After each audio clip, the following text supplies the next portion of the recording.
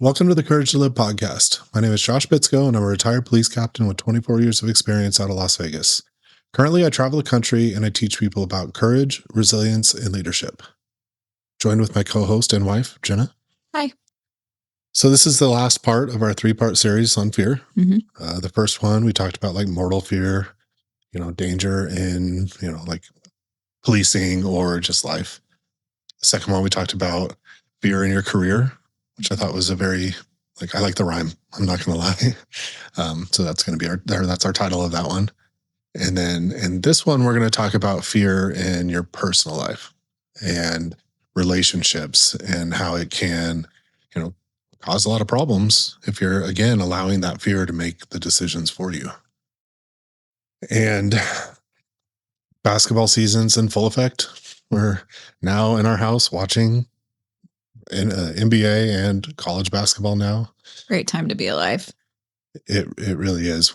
Generally, I find myself in the kitchen cooking dinner while you're watching the game, which is Don't make me sound like that. I'm doing other things. well, yeah, no, you're not just sitting on the couch with a beer watching. That would be great, though. Yeah, we could do that too. That's a great idea. Actually, yes.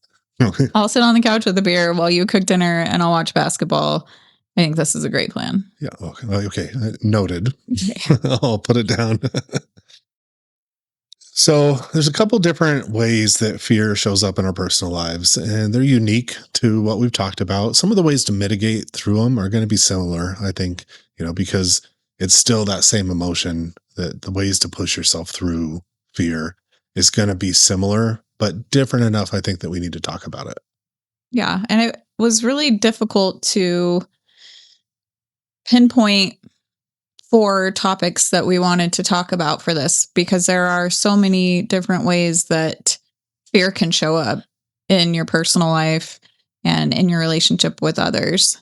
But the first one that we came up with was for all the men out there, fear of vulnerability.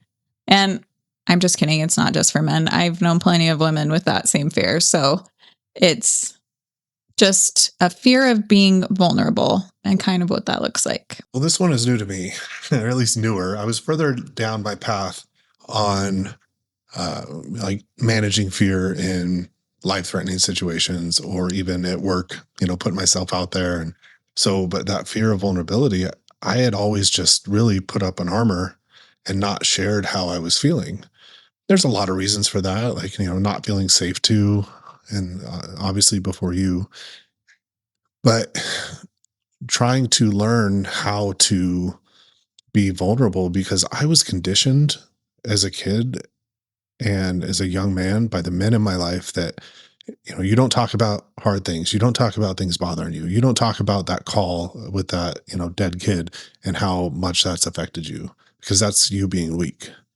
And it wasn't until later in life when I realized that no, it's actually strength in being vulnerable. But before we get into how to overcome it, maybe we could talk more about examples of that fear and how it shows up and some of the issues it can cause in your life when you don't. Mm-hmm. Well, I think especially for when you're in a dating relationship, that can come up, right? And there's a fear of being vulnerable and putting your feelings out there because you could get rejected or you could be shut down, or even at work, a fear of talking about a call that bothered you, or, some failure that you had, because then again, going back to what we talked about last week, then, there's that fear of looking stupid or weak or whatever. And so, I mean, a fear of being vulnerable can show up in a lot of different ways.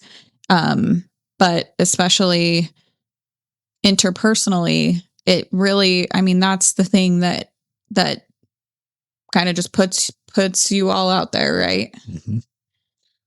Well, yeah, and it comes down to, being around people that you feel safe to be vulnerable, because you want to shut somebody down and have them never be vulnerable with you again. Judge them when they're being vulnerable with you. Yeah. Like, don't be empathetic or don't validate what they're saying.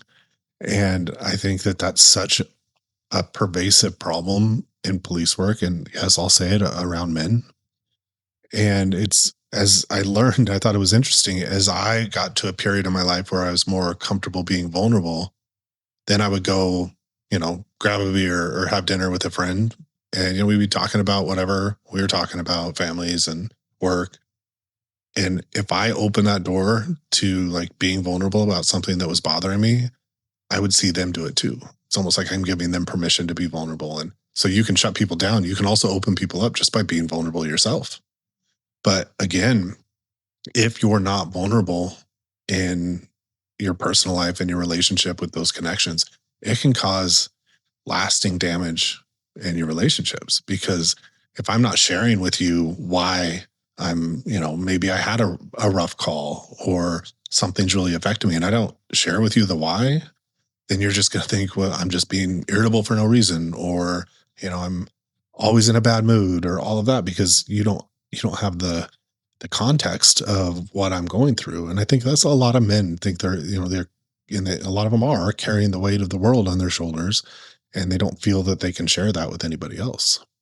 I think it's a couple things. Either they don't feel safe with their partner to share it, whether that's they feel like they're going to be criticized for sharing it, or, well, why didn't you do this?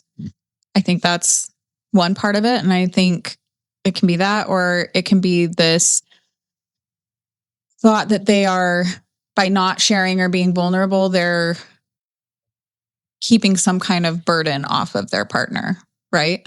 So it's like, well, I'm not going to share this heavy thing or this heavy way that I'm feeling because I don't want to put that burden on them. But when you do that, you're also not allowing them that connection. You're not allowing the space and the opportunity for them to give you the connection, the empathy, the validation that you need, right? Yeah, and help you carry that load. Right. And when that's not happening, it can cause that resentment and it can cause relationship issues. And I also think sometimes we use those as excuses to just not have the hard conversation and feel the things that we're feeling. Yeah. Like I'll say, oh, I'm not trying to put this all on her, but in reality, I just don't want to have the hard conversation. I don't want to feel the emotions, and avoiding it is easier until it's not, until you find that, you no longer have a strong relationship or a partner and you're just doing all this alone and carrying the stress alone. But a lot of times you choose that. Yeah, I agree. So how do we mitigate that fear of vulnerability? Because I'll tell you, I was just thinking when you were talking about that, I have a friend who is, I could tell she was going through a really hard time in her life. And at the time, we weren't friends enough for me to know exactly what that could be or what that was.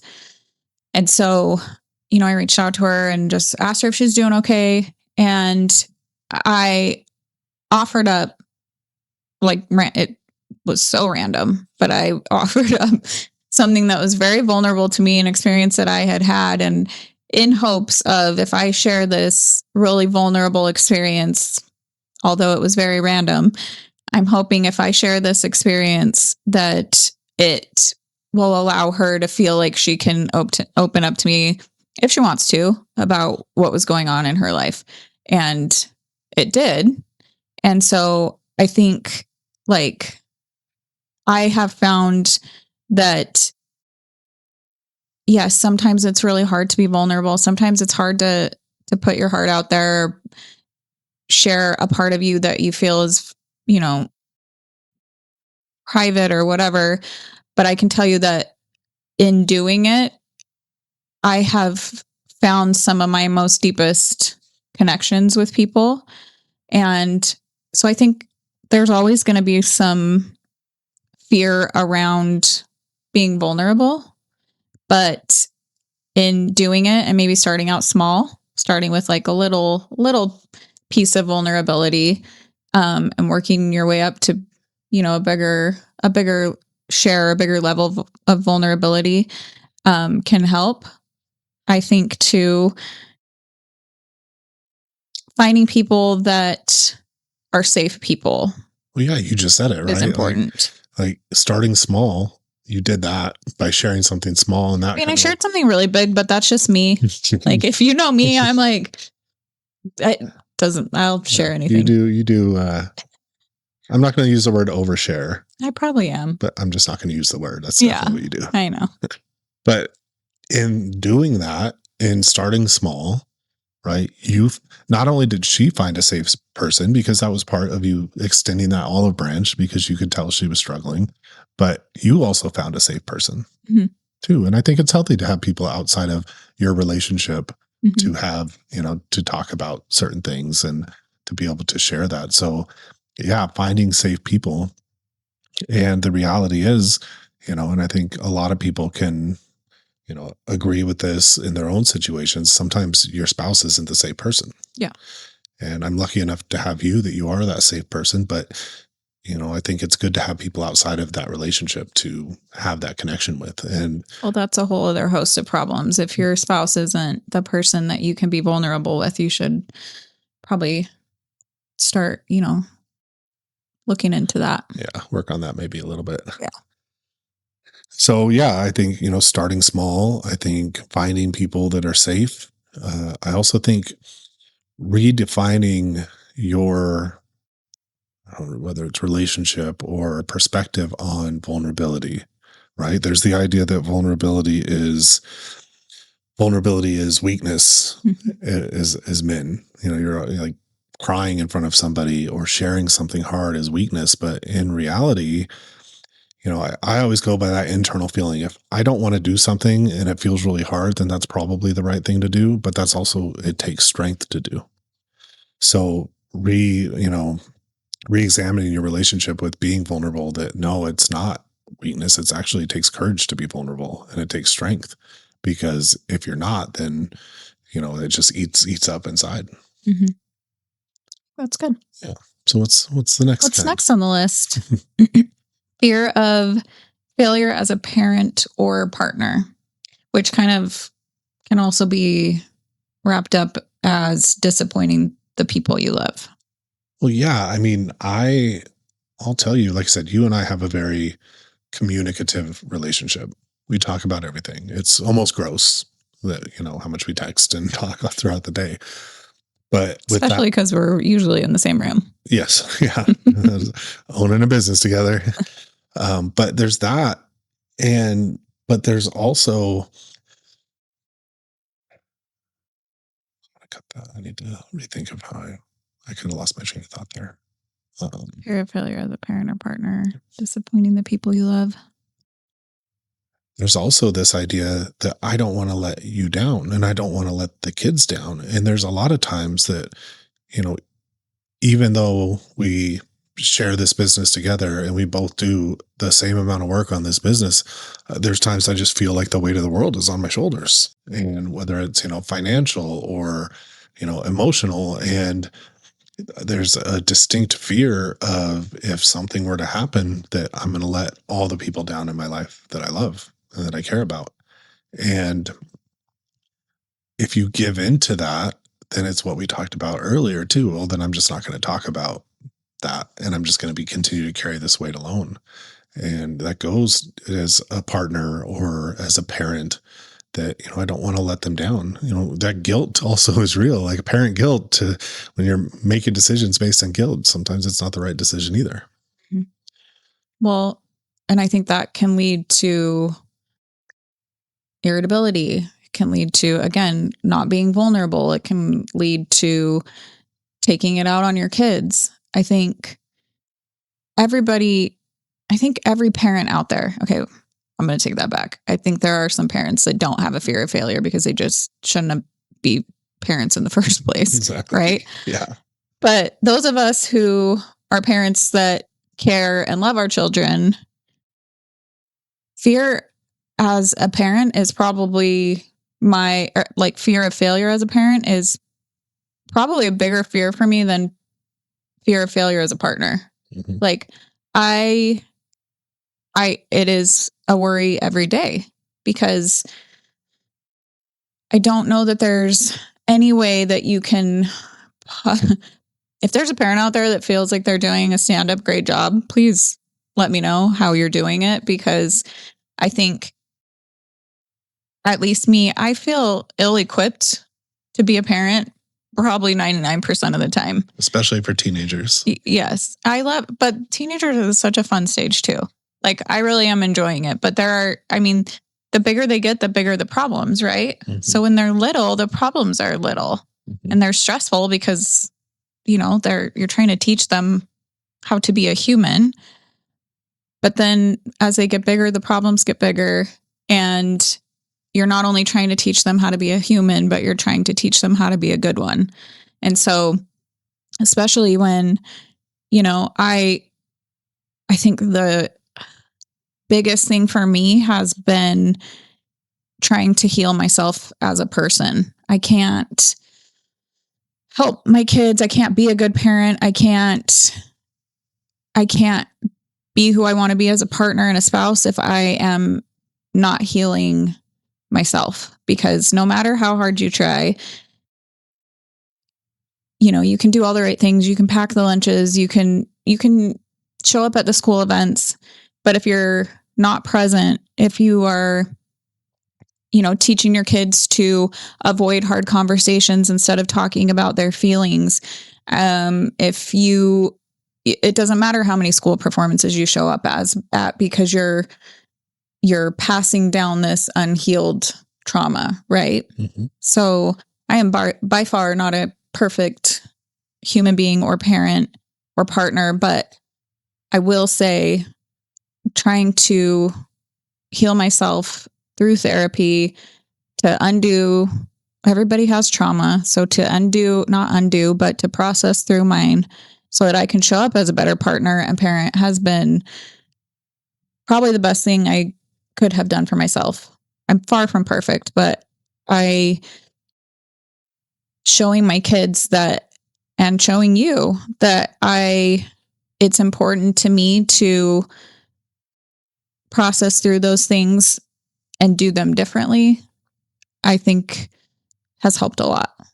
Well, and I think if you're not putting in the work on yourself, one of the first things that goes is being present. And, your kids, they don't need you to be perfect. They just want you to be there. And yes, I don't mean just showing up at the school performances, but we had a family dinner last night and we were all talking and joking and all of that. But it's that presence that they crave more than, just showing up. And I'll tell you, the first thing to go for me is being present in the moment when I'm, not working on myself, when I'm stressed, when I'm all of those things, my presence goes. That's the first thing. So I think that, kids crave that, and you do too. If you're talking to me and I'm just zoning off, watching TV, looking at my phone, I think that is one thing you and I both do pretty well, is we're almost never on our phones when we're talking to each other. But again, if that presence is there, that's a foundation for everything else. You're not having the hard conversations. You're not teaching them empathy. You're not teaching them how to talk to people. You're just present, or you're just there, not present. And I think that's such an important part. If you're not willing to work on yourself, that goes, at least it does for me. Mm-hmm. And I think too, just having the awareness and recognizing that everybody has generational trauma, right? I mean, there are studies now that show that your trauma is passed down through your DNA. So everybody has, if you are in a bubble that you didn't grow up with any kind of trauma, and that's not to say that, you have bad parents or they didn't do things right or whatever. I mean, everybody has it, whether it's from your parents, whether it's from life experiences, whether it's from something that happened in college, whatever. Everybody has it. So accepting that, recognizing it, and being willing to put in the work so that you don't bring that home to your spouse, so that you don't pass that down to your kids. I think, accepting that imperfection and always being willing to put in the work to change it is important. Well, yeah. I mean, we had a conversation when we were on our walk yesterday about, we were talking about therapy and, how to get that out there for people, because there's nobody that couldn't benefit from sitting down with a professional and talking through what they've been through. Mm-hmm. I mean, That's It doesn't have to be forever either. no, yeah, it could be short term. You're stressed out in this moment, Mhm. but literally everybody can benefit from it. Yeah. Just like I said, even if it's just to help you process through something you're going through currently so that it doesn't build and build and build and build, right? Yeah, I mean, and although I suspect if you have that good relationship with your therapist and it's helping, because again, and I've said this on other podcasts, maybe your first therapist doesn't work for you, Mm-hmm. but finding that good relationship, having that well to go back to, Mm-hmm. because we live a life of uncertainty, and you can be good now, then something bad happens and you go and you talk through it and you work through it, and then you're fine for a year or two, and then something else happens, but having that relationship that you can jump back in if you need to as well. Mm-hmm. I think, too, just some other ideas for when you do screw up as a parent or a partner is apologizing quickly And sincerely. and sincerely. Something that we're working on with our teenagers. Yeah. I'm sorry. That's not sorry. Yeah. But yes, apologizing sincerely and quickly, and then having expectations that are communicated for everybody, whether that's for your kids, because how can they fail or disappoint you or make a mistake if you aren't telling them what your rules and expectations are, right? And it's the same thing with a partner, having those expectations communicated clearly, because you can't read my mind and I can't read yours, right? Right. And well, unmet expectations start resentment. And Mhm. so if you're not communicating those expectations, then you're going to end up in resentment, right? Because how do you know what I am expecting of you if I don't tell you? Right. Then that goes back to what we even talked about earlier, is that being present and having those having the ability to have those conversations. Hmm. Yep. Which kind of rolls into fear of intimacy and connection. Well, yeah, and it's you can't necessarily have intimacy and connection on the best level if you're not being vulnerable. So we already talked about that, Mhm. but it's scary to put yourself out there, Yeah. right? It's scary to you know because you're worried about that rejection, Mhm. right? Like if I'm putting my heart out to this person and I get rejected, then that hurts worse than getting punched in the face. I've been punched in the face a lot, and that hurts, your heart. So I think that's a natural fear that a lot of people have, of having that real connection, because when you have it, you have a lot to lose, Mhm.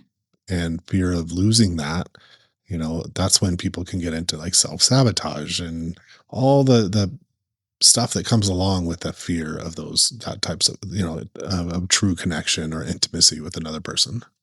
Yeah. I mean, I saw that a lot while I was dating. There was a big fear of that connection because, like you said, that connection can be lost. Mhm. Right. And so it's, again, n- I think men have a little bit harder of a time with this than women do. I think women in in most relationships value that deep connection with people. Mhm. And I think men too, if they have unresolved trauma, unresolved issues, it's really difficult. I mean, again, I've seen it in women too, but I think there's a big fear of forming that connection with somebody because that leaves your heart open. Yeah, if let's say you do find that person and you're vulnerable with them, and or you're trying and you get shut down, then and that happens repeatedly, then that's going to build that pattern in yourself. And when you find someone that is wanting to have that connection and be open with you, you're just waiting for it to go away, right? Yeah. You're afraid that you're going to lose that on so many different levels. Like, and even like in our relationship, something I really value is like affection. Like, just you walk by and put your hand on my back as you walk by. And I remember early in our relationship, I communicated to you, like, I'm just really afraid that that's going to go away, Mhm. because that's was where I came from. And it hasn't. But that was a huge fear of mine. And it was like almost pervasive at times because, again, you don't want to lose this thing. And I think a lot of people, again, just slip into that self sabotage. Well, Mhm. it's going to end up there anyway. So, So, well, yeah, they just don't even try yeah. because if you're not, but that to me is like, I don't know, a core value for me is authenticity. Mhm. And so I really struggle. I can't really have relationships with people if they're not authentic. So I think for me, connection is probably top of the list of importance because you can't have connection without authenticity, right? Mhm. Well, and I'll tell you, this was one of the hardest things for me personally in my personal life to overcome was how to get past that fear and how to build a connection in my personal life. Because for so long, at work, I had relationships with people that were, business and friendships, but to now you and I finally, we get together and you're a lot further down on your path of, again, you said valuing that connection and that authenticity than I was. And my go-to so often, and still something I'm working on, is avoiding a hard conversation. And I would love to say that I'm there because I'm in therapy and, I don't avoid the hard conversations and I'm willing to sit down and communicate. And, I'm definitely better than I was when we first got together. But it's a work in progress. It's something I always have to be aware of because my go-to is to just not have the hard conversation. Mhm. And, I've talked about it in therapy and I've worked on it with, like I said, with my therapist on, okay, how can I do that? What are some tools in that moment? And I think some of it for me is, and it comes from, will be real, like having PTSD and my body being kind of off kilter because I care so much about what you think when I feel that we might even just be having a disagreement, not a fight, but I feel my body like shoot up, like my heart rate's up. And it's the only relationship that happens to me in it, and not with the kids or with friends or all of that. And so I've had to work on my therapist with ways to calm that. And he's talked about that because my fight or flight response can be so messed up after all the things that I've been through that my body doesn't recognize the difference. I could still go out and, be involved in like a conflict with a stranger and not feel a thing. Like not not feel a thing, not have my heart rate up, not have all of that. But you and I are having a minor disagreement and it's like my heart is racing and he's given me some tools to, mitigate that. And I'm not going to get too in depth to those tools because he's a professional, right? Like, it's something to be aware of. And so trying to work on that and communicate even how I'm feeling in that moment with you so you can understand and be empathetic and try to like ground myself and try to communicate better and understand, okay, I'm feeling this right now. And there's a host of reasons why I am, but I don't have to let that control me. I still have a choice on how I act and what I say that I can still, validate. I can still be empathetic in those moments. But I would say me personally, the biggest blocker for, that connection is that it's avoiding. And then when I don't, because, sometimes it's easier to not have the conversation, but that builds resentment. And then that comes around in a different way. But okay, I can still choose when I'm feeling this to calm myself down, to have the conversation, to communicate, to give you the opportunity to communicate. But yeah, it's still something that I've struggled with, and I still am. Is there maybe one other tool you could share besides communication that he's given you? Well, it's when your body is having a response, Mhm. controlling your breathing Mhm. is a big one. So if you're because when your blood is up, you're taking, shallow rapid breaths. And because of that, you're not oxygenating your blood how you should. And like so taking back control of your body in that moment. And it's almost like you step out of your body and like see that this is happening. Take a couple breaths, slow yourself down, maybe communicate and step away from the conversation for a minute and like bring it back down and then come back to the conversation. A couple different things that, he's talked about with me, but really just understanding that in those moments, if your blood is up, you still have a choice on how you respond, how you act. Take some deep breaths, slow it down, and again, then start communicating, but also communicating how you feel in those moments. I think that's one thing you're really good at, is understanding that. So when I start talking about how I'm feeling, like even in this moment, my body, like that gives you an idea of the perspective I'm coming from too. Mm-hmm. Okay. Lastly, fear of change. Well, yeah, I mean, how many big changes have we had in our life in the last couple of years? Yeah. Like even, the easy one is retirement. Mm-hmm. Like when I retired in the beginning of 24, it was a huge change. I was with the police department since I was 18. It was all I ever knew. Mm-hmm. I mean, I had one job before I got on the police department, working for the Parks and Rec in Henderson. Other than that, that's all I knew. And now no longer am I a police officer. I never wear a uniform again, never drive lights and sirens and do all the fun stuff that I loved. And because of that, there was a huge change in my perspective and how I identify myself, or how I find value in myself and what I'm doing. And, I don't necessarily miss the stress of being a captain, but I miss being a cop. Right. And, I also miss some of the people that I saw on a daily basis, which sometimes when you're retired, it's out of sight, out of mind. They have all their own problems and drama and stuff to deal with. So it can be, anything. Retirement. It could be changing jobs. It could be leaving a job. It could be getting a divorce. Getting a divorce and moving out on your own, mm-hmm. starting a new relationship, getting it, marrying somebody, moving in with someone. All of these are huge changes, and there's fear to that. But I think when we are afraid of making these big changes, we stop growth. We stop growing, and that you think about being resilient and being able to perform after these big changes and big, even trauma, but just change in your worldview. And if you never seek those changes because of fear, then how do you grow?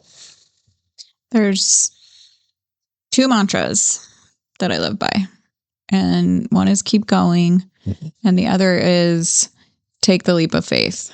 And I think sometimes with big changes, that is sometimes the only thing you can do is, somewhere deep in your soul that there's a reason that you're being pushed in the direction that you are. And the only thing that's going to get you to the other side is taking that leap of faith. Right. Mm-hmm.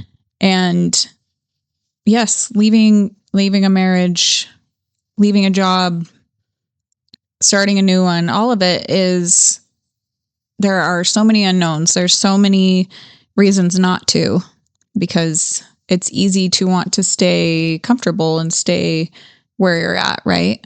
But I think, at least for me, when those big changes in life have come up, sometimes all I could do was just take the leap of faith. Yeah. And, getting out of your comfort zone, but trusting. And that leap of faith, well, I love that, because it can also be valuable, but being something different to different people. Mm-hmm. If you are very religious, that leap of faith may be different than somebody that isn't religious, but maybe that faith is faith in themselves, mm-hmm. Faith in what they've done in the past, or maybe it is faith in God. And, this path is for you, and you need to do it. So I love that. And in so many times in life, even, from when we were friends, you've told me that, just keep going. And we do that in life. We do that with our kids. We do that in business. We just have to keep going and trust that, the leap of faith is the one we're supposed to take. Mm-hmm. And I think too, a big way to mitigate any of those big changes that life throws your way is reminding yourself of why you made the change in the first place. Mm-hmm. Right? Like when I left, just like when you left the police department, when I left the police department, I mean, there were many reasons why. And I had to And still, sometimes, like we were talking about in the previous episode, sometimes it'd be easier to go back to a W-2 job.